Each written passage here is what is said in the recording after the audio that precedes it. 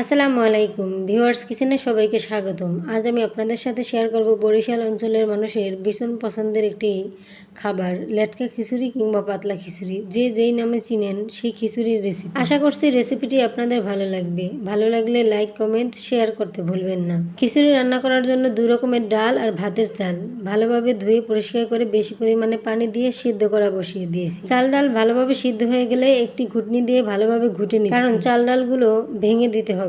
তাই লেটকা লেটকা খিচুড়ি হবে, তো তাই এর মধ্যে পরিমাণ মতো পানি দিয়ে স্বাদ মতো লবণ, হলুদ গুঁড়ো আর বোম্বাই মরিচ দিয়ে দিয়েছি। বাগারের আগ মুহূর্তে তার মধ্যে ধনিয়া পাতা কুচি দিয়ে দিলাম। খিচুড়ির সাথে খাওয়ার জন্য এখানে পেঁয়াজ, রসুন, শুকনো মরিচের একটি মজাদার ভর্তা করে নিলাম। আমার খিচুড়ি রান্না এবং ভর্তা দুটোই করা শেষ। আমি খাওয়ার জন্য বসে গেলাম।